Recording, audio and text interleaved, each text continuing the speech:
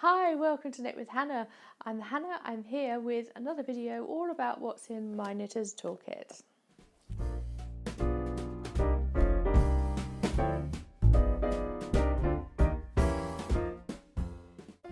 Hi, welcome to Knit with Hannah. I'm Hannah. I'm here with another Knit and Natter Vlogmas, and just like the last few days, I'm continuing to go through what I've got in my toolkit and why I need these bits and pieces, which patterns they're useful for, that kind of thing.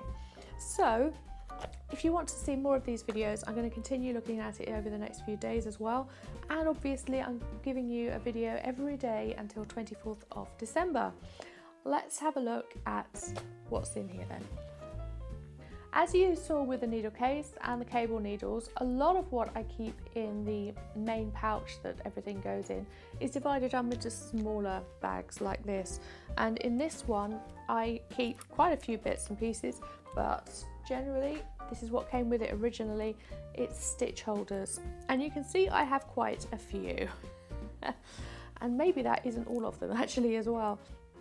I have different sizes. I had these to start with, these metal ones, and I realised I needed more because when you're knitting something like a jumper or a cardigan, you need sometimes to hold the stitches somewhere from the back of the neck, so it waits until you knit the collar.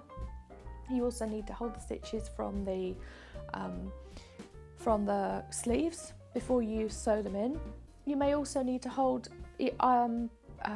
stitches from the left or the right hand side of the V-neck of the jumper or the pieces of the cardigan before you finish up going up towards the shoulder. And having multiple stitch holders can be really useful. For the larger items, I like using these metal ones. It means that they're sturdy, they can hold a good deal of stitches without the stitches getting lost or falling through a couple of rows. Sometimes the loop of the knitting can just kind of fall a bit, and it's a bit more difficult to put it back onto the needle.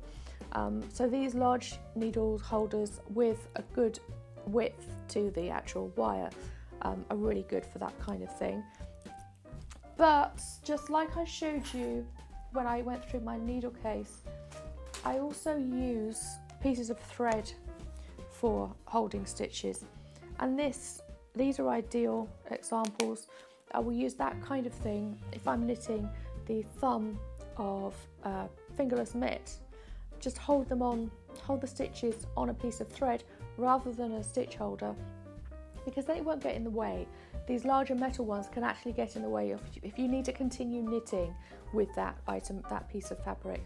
So just holding them just on a piece of thread instead of a metal stitch holder can be a lot more comfortable and let you continue knitting with ease.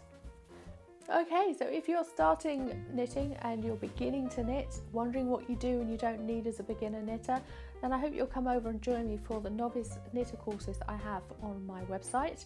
They're there for you to start anytime you like. You can buy them whenever you like throughout the year, but in January I'm going to go through them in a live round, so you can do the videos with me. You can ask me questions on Q&As that I'm going to have regularly within an exclusive Facebook group as a bonus, so you can join me for that. I'd love that. If you're getting ready to start knitting, you're wondering what you need in your toolkit, I will go through all of that in the Novice Knitter course too. Okay, I hope I'll see you again tomorrow with more of the Vlogmas videos, going all the way through till 24th of December. I'll see you tomorrow. Bye for now. Happy knitting.